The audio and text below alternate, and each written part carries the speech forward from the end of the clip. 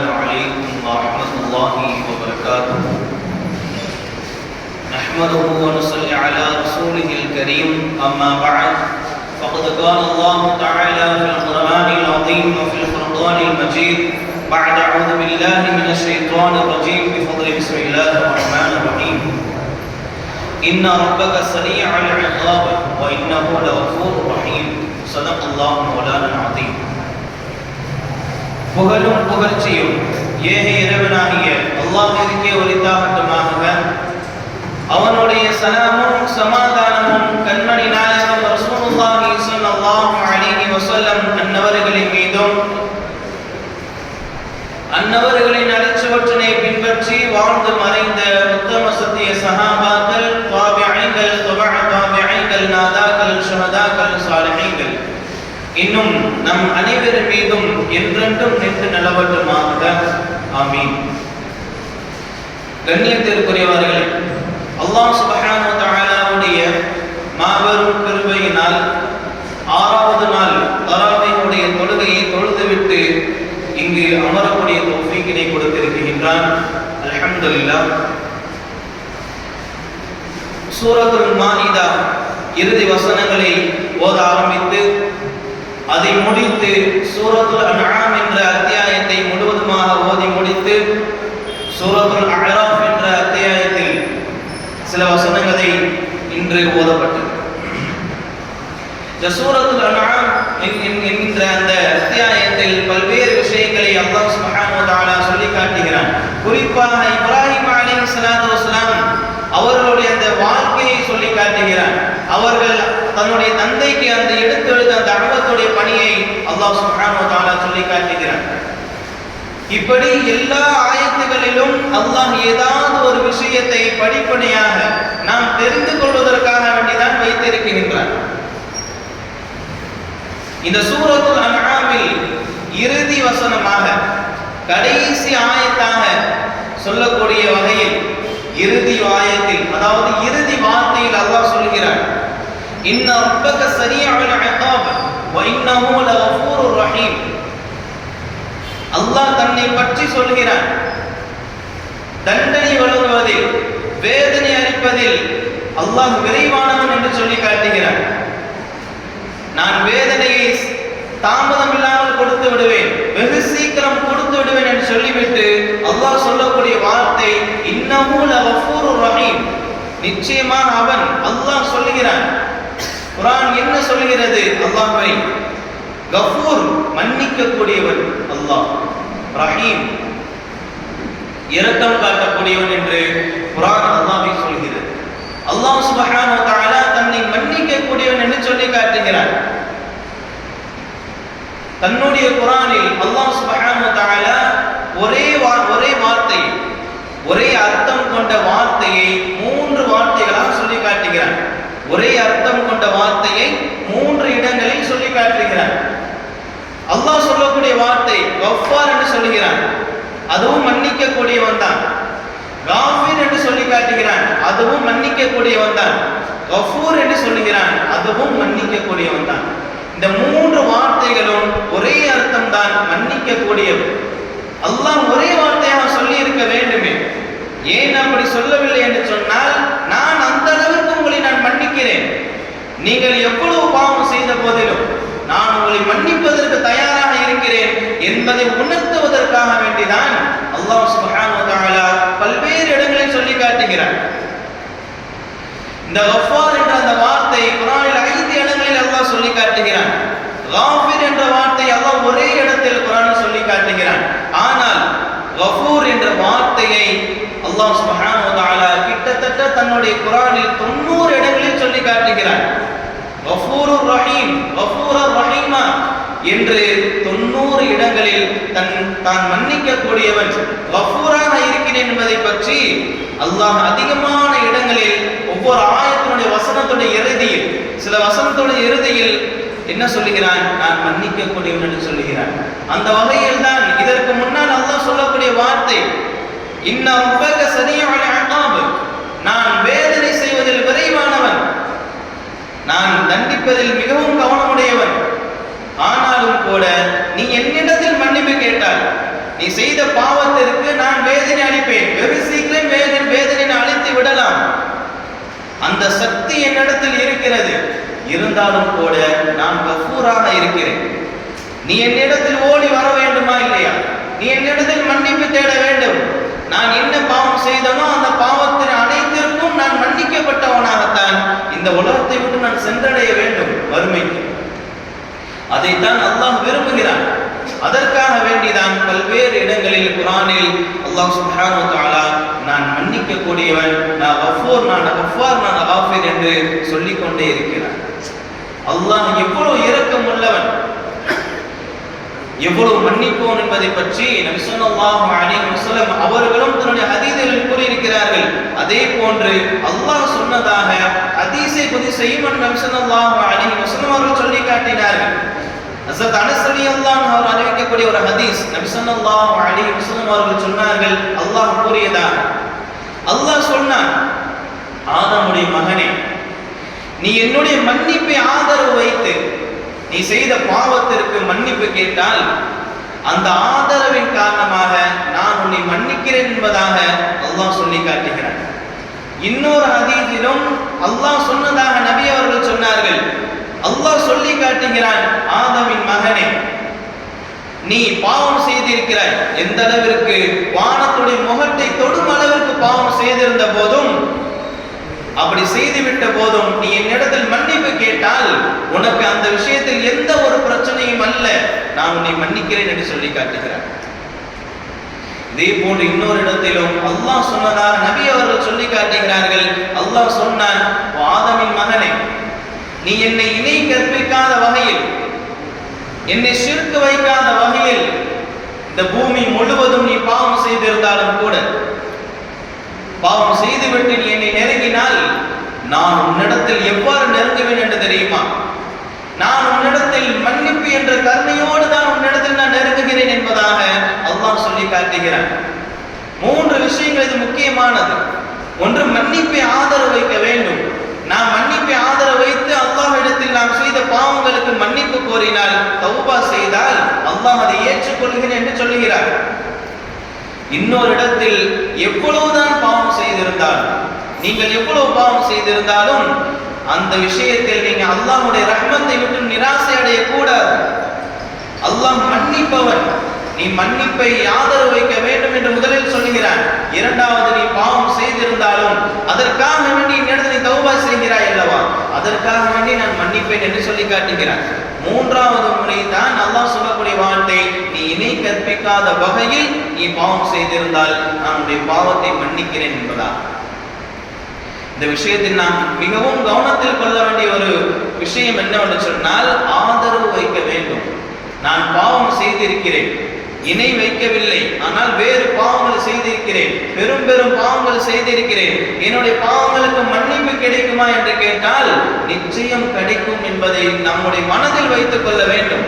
நான் பாவம் செய்கிறேன், அந்த பாவத்திற்காக நான் வருந்தும் பொழுது, அந்த பாவத்தை நான் நினைத்து நான் திருந்தும் பொழுது, அதற்காக வேண்டி நான் தௌபாவை மேற்கொள்ளும் பொழுது அல்லாஹ் என்னை மன்னிப்பான் என்ற ஆதரவு வைக்க வேண்டும் என்பதைத்தான் அல்லாஹ் சுப்ஹானஹு வ தஆலா நீ வைக்கின்ற அந்த ஆதரவின் காரணமாக நான் மன்னிக்கிறேன் என்று சொல்லி காட்டுகிறான். நீ பாவம் செய்துவிட்டு தௌபா செய்யும் பொழுது என் மீது நீ ஆதரவு வைக்க வேண்டும், என் மன்னிப்பின் மீது நீ ஆதரவு வைத்து கேட்டால் அந்த ஆதரவின் காரணமாக நான் மன்னிக்கிறேன் என்று அல்லாஹ் சுப்ஹானஹு வ தஆலா சொல்லி காட்டுகிறான் என்று சொன்னால், இந்த மன்னிப்பு என்பது எவ்வளவு முக்கியமானது அல்லாஹ்விடத்தில். நபி ஸல்லல்லாஹு அலைஹி வஸல்லம் அவர்கள் பல்வேறு ஹதீஸ்களை சொல்லி காட்டினார்கள். ஒரு தடவை நபி ஸல்லல்லாஹு அலைஹி வஸல்லம் அவரிடம் ஒரு சஹாபி ஓடோடி வருகிறார்கள். யார் அந்த சஹாபி?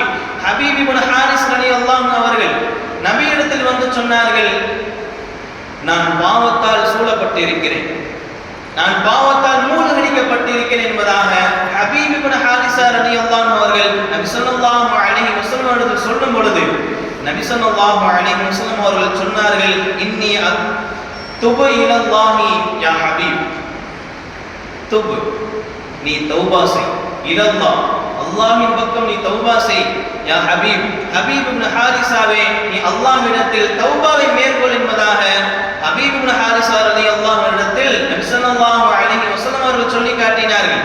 இதை கேட்டுவிட்டு ஹபீப் இப்னு ஹாரிஸா ரலியல்லாஹு அன்ஹு அவர்கள் சொன்னார்கள், இன்னி அதூபு சும்ம அஊது, நான் பாவம் செய்கிறேன், அதற்காக வேண்டி நான் மன்னிப்பு கோருகிறேன், இருந்தாலும் கூட என்னுடைய பாவங்களிலிருந்து நான் மீள முடியவில்லை, என்னை நான் தடுத்துக் கொள்ள முடியவில்லை என்று சொல்லும் பொழுது நபி ஸல்லல்லாஹு அலைஹி வஸல்லம் அவர்கள் சொன்னார்கள், குல்லமா அத்னபத ஃபதுப், நீங்க ஒவ்வொரு முறை பாவம் செய்யும் பொழுதும் அந்த பாவம் செய்ததற்கு பிறகு நீ செய்கின்ற ஒவ்வொரு பாவத்திற்கு பிறகும் அல்லாஹ்விடத்தில் நீ தௌபாவை மேற்கொள், தான் செய்த பாவத்திற்கு அல்லாஹ்விடத்தில் நீ மன்னிப்பு கேள் என்பதாக நபி ஸல்லல்லாஹு அலைஹி வஸல்லம் அவர்கள் சொல்லும் பொழுது ஹபீப் இப்னு ஹாரிஸ் ரலியல்லாஹு அன்ஹு சொல்லி காட்டுகிறார்கள், இதன் தக்ஸுரு துனூபி, என்னுடைய பாவங்கள் அதிகமாக இருக்கிறது, அல்லாஹ் என்னை மன்னித்து விடுவானா, அல்லாஹ் என்னை மன்னிப்பானா என்ற அந்த ஏக்கத்தோடு ஹபீப் இப்னு ஹாரிஸ் ரலியல்லாஹு அவர்கள் நபியிடத்தில் சொல்கிறார்கள், என்னுடைய பாவங்கள் அதிகமானதாக இருக்கிறது என்று சொல்லும் பொழுது நபி அவர்கள் சொன்ன அந்த வார்த்தை தான் மிகவும் முக்கியமானது. நபி அவர்கள் சொன்னார்கள், அஃபுல்லாஹி அக்பர் மின் துனூபிக யா ஹபீப், ஹபீப் இப்னு ஹாரிஸே, உன்னுடைய பாவங்களை விடவும் அல்லாஹ்வுடைய மன்னிப்பு, அல்லாஹ்வுடைய இரக்கம், அல்லாஹ்வுடைய கருணை மிகவும் பெரியது, அக்பர் என்று நபி ஸல்லல்லாஹு அலைஹி வஸல்லம் அவர்கள் சொல்லி காட்டினார்கள். நபி அவர்கள் சொன்னது போலதான் அல்லாஹ் சுப்ஹானஹு வ தஆலாவும் இருந்திருக்கின்றான். எல்லா வகையிலையும் நம்முடைய பாவங்களை மன்னிப்பதற்கு அல்லாஹ் சுப்ஹானஹு வ தஆலா தயாராகத்தான் இருக்கிறார். ஒரு தடவை அனஸ் ரலியல்லாஹு அவர்கள் சொல்லி இருக்கிறார்கள், நபி அவர்கள் ஒரு சபையில் அமர்ந்திருக்கிறார்கள். அனஸ் ரலியல்லாஹு இருக்கக்கூடிய ஒரு ஹதீஸ், நபி ஸல்லல்லாஹு அலைஹி வஸல்லம் அவர்கள் சபையில் அமர்ந்திருக்கும் பொழுது ஒரு கிராமவாசி வந்து, யா ரசூலல்லாஹ், கேள்வி கணக்கு விசாரணை, நாளை மறுமையில் யார் கேள்வி கேட்பார் என்று நபியிடத்தில் அந்த கிராமவாசி கேட்கும் பொழுது நபி ஸல்லல்லாஹு அலைஹி வஸல்லம் அவர்கள் சொன்னார்கள், அல்லாஹ் தான் கேள்வி கேட்பான் என்று. அந்த கிராமவாசி சொன்னார், அந்த கிராமவாசி நபியிடத்தில் கேட்கிறார்கள், அல்லாஹ் தானே, அல்லாஹ் மட்டும் தானே கேள்வி கேட்பான் என்று கேட்கும் பொழுது நபி அவர்கள் சொன்னார்கள், அல்லாஹ் மட்டும் தான் கேள்வி கேட்பான். விசாரணை நாளை மறுமையில் கேட்கின்ற கேள்விகள் எல்லாம் அல்லாஹ்வுடையதாகத்தான் இருக்கும், அல்லாஹ் தான் கேள்வி கேட்பான் என்று அந்த கிராமவாசிக்கு நபி அவர்கள் சொன்னார்கள். இதனை கேட்டுவிட்டு அந்த கிராமவாசி சிரித்தார். நபி அவர்கள் கேட்கிறார்கள், ஏன் சிரிக்கிறீர்கள் என்று கேட்கும் பொழுது அந்த கிராமவாசி சொன்னார், கண்ணியமானவன் என்று சொன்னால் யார் தெரியுமா, கண்ணியமானவன் என்றால் யார் என்று தெரியுமா, அனைத்திற்கும் சக்தி இருந்தும் மன்னிப்பான், விசாரணை கேட்கும் பொழுது, விசாரணை நடந்து கொள்ளும் பொழுது கண்டும் காணாது போல் நடந்து கொள்வான், அப்படிப்பட்டவன் தான் கண்ணியமானவன் என்று அந்த கிராமவாசி நபி அவர்களுக்கு சொன்னார்கள். நபி ஸல்லல்லாஹு அலைஹி வஸல்லம் இதை கேட்டுவிட்டு சொன்னார்கள், இந்த கிராமவாசி உண்மையை தான் சொன்னார், அல்லாஹ்வை விட இந்த உலகத்தில் யாரும் கண்ணியமானவன் கிடையாது, அவன் கண்ணியமானவர்களுக்கெல்லாம் மிகப்பெரிய கண்ணியமானவன் என்று அல்லாஹ் சுப்ஹானஹு வ தஆலாவுடைய மன்னிப்பை பற்றி, அவன் கண்டு காணாது போல் இருப்பதை பற்றி, நாம் செய்கின்ற பாவங்களை கண்டும் காணாது போல் இருப்பதை பற்றி நபி ஸல்லல்லாஹு அலைஹி வஸல்லம் அவர்கள் சொல்லி காட்டினார்கள் என்று சொன்னால் நாம் யோசிக்க வேண்டும். அல்லாஹ்வுடைய கருணை மிக பெரியது. நம்முடைய பாவங்களை விட நாம் எவ்வளவு பெரிய பாவம் செய்திருந்தாலும், ஷிர்கை தவிர்த்து நாம் எவ்வளவு பெரிய பாவம் செய்திருந்தாலும் இந்த உலகத்திற்குள் அதற்காக நாம் மன்னிப்பை தேடிவிட்டால், நாம் ஒரு கால் இணை வைத்து இருக்கிறோம் என்று சொன்னால் அதிலும் கூட மன்னிப்பு இருக்கு.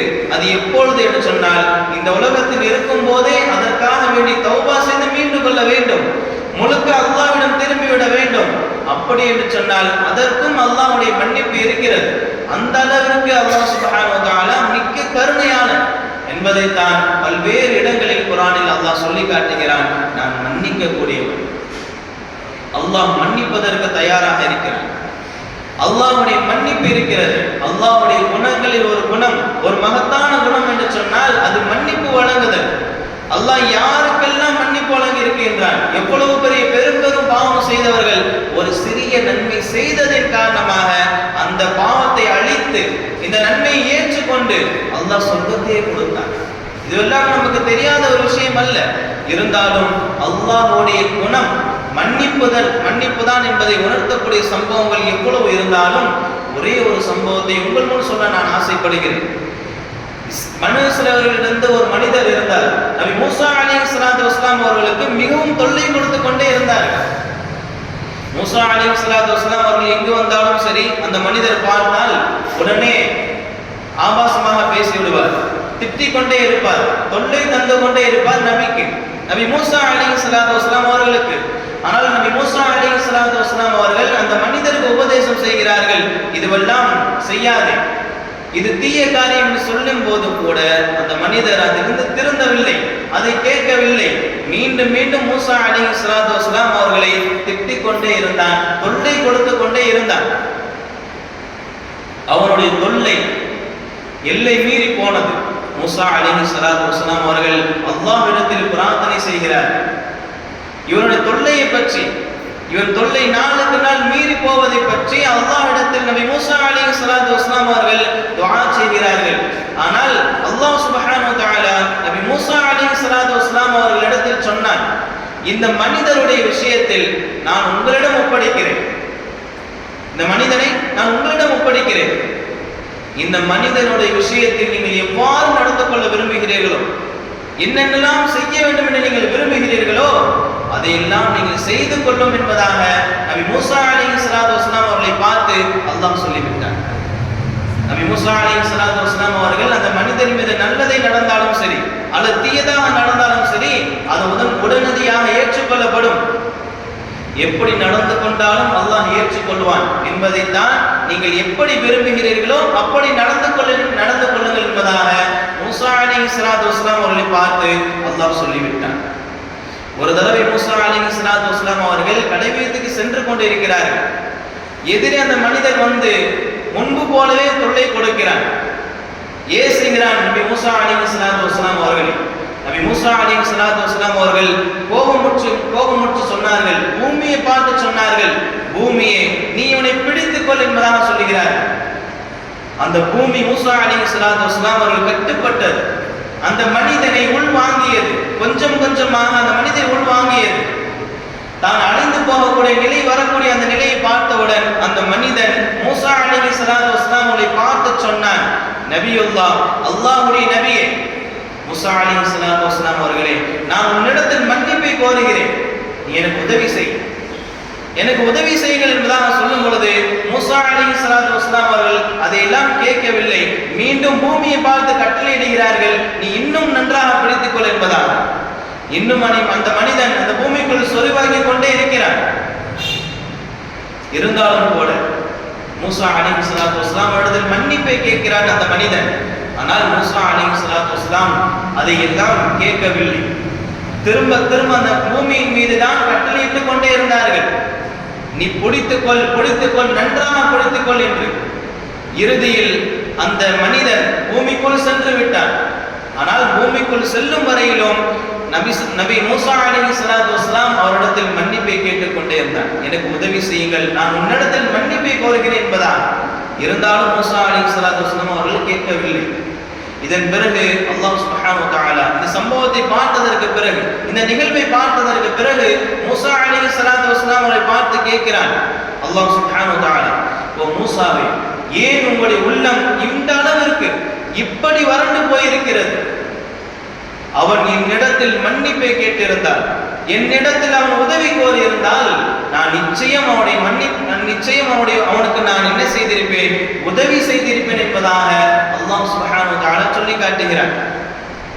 எவ்வளவுதான் கோபத்தை ஏற்படுத்தினாலும் சரி, எவ்வளவுதான் திட்டினாலும் சரி, நாம் கோபத்தில் விடக்கூடிய வார்த்தைகளை நாம் சற்று கவனமாகத்தான் இருக்க வேண்டும்.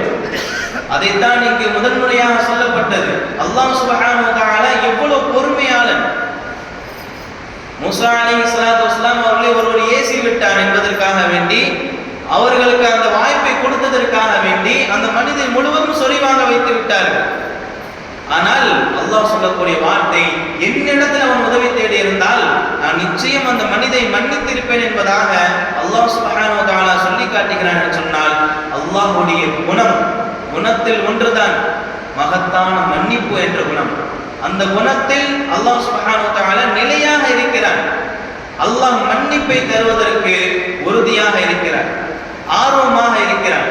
ஆனால் அந்த மன்னிப்பை எடுத்துக்கொள்வதற்கு தான், அந்த மன்னிப்பை வாங்கிக் கொள்வதற்கு தான் இன்று மனிதர்கள் இல்லாமல் இருக்கிறார்கள்.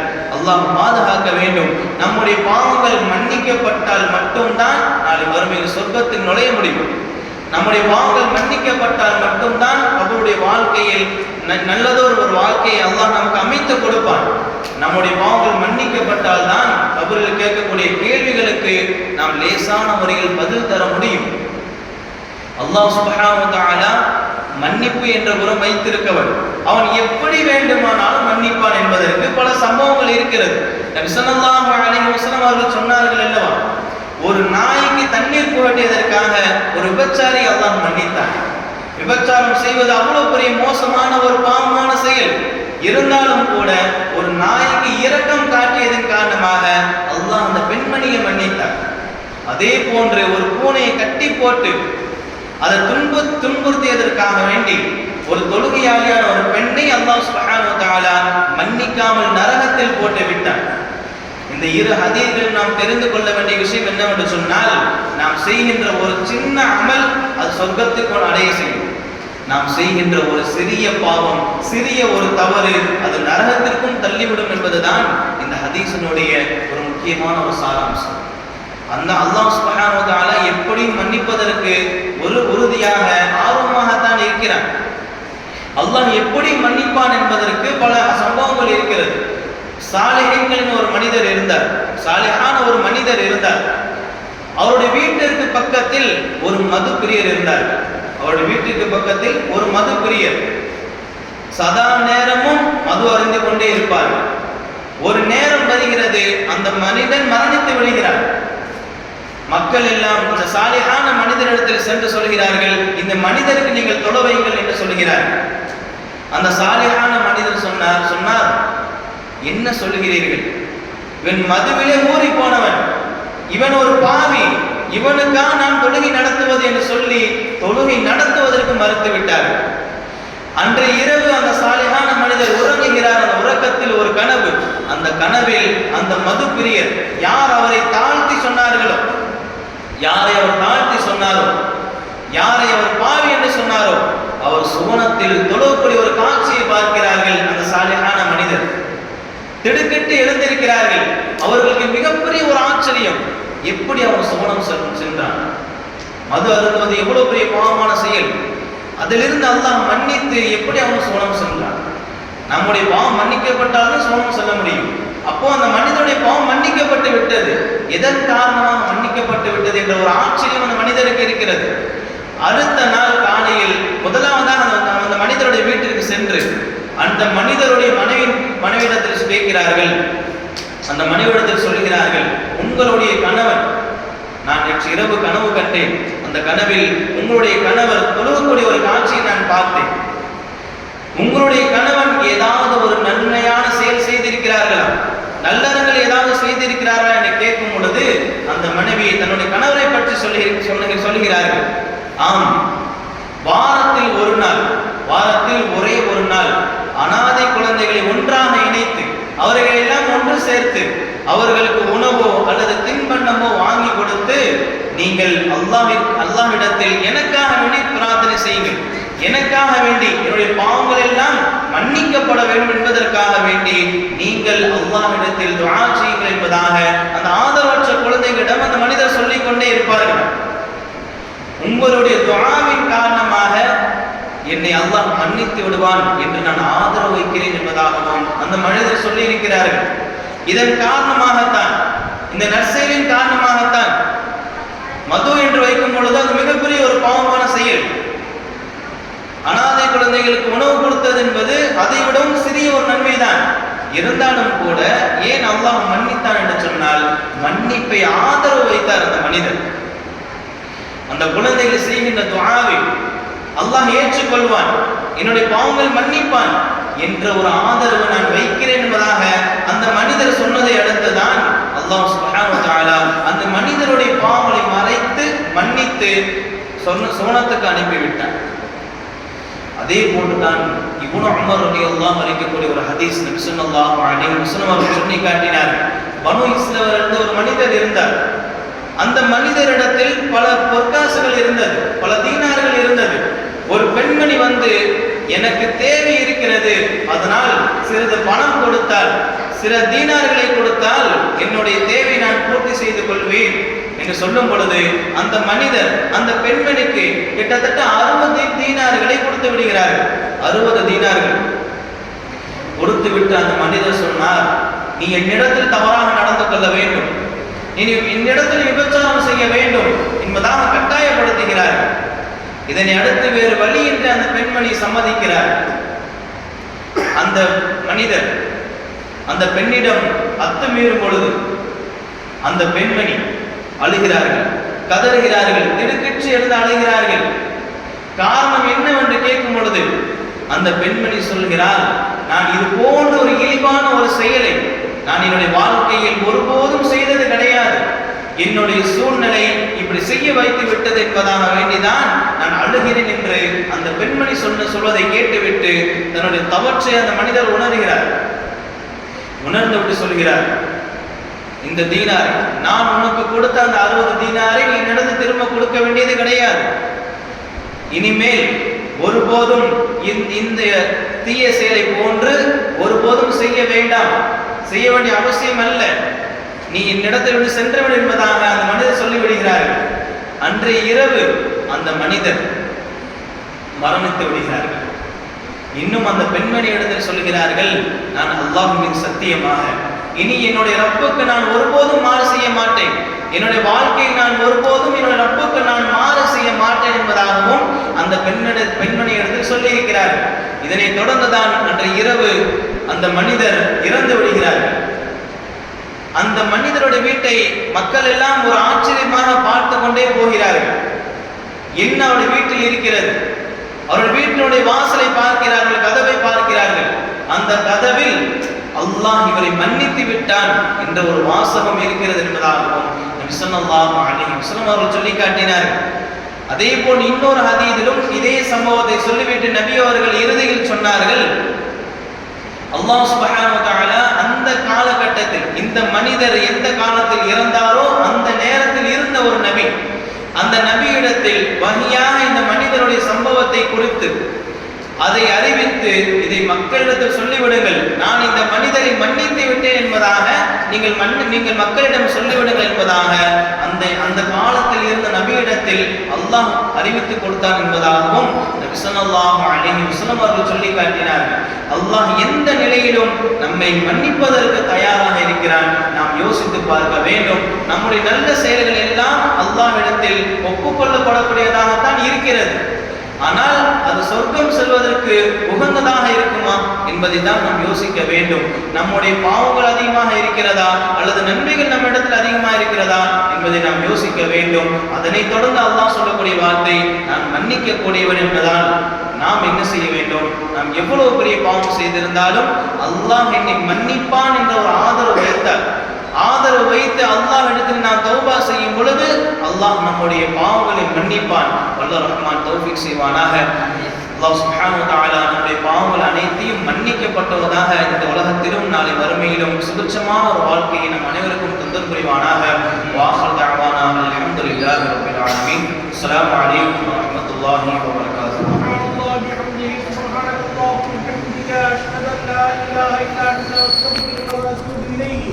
آمين.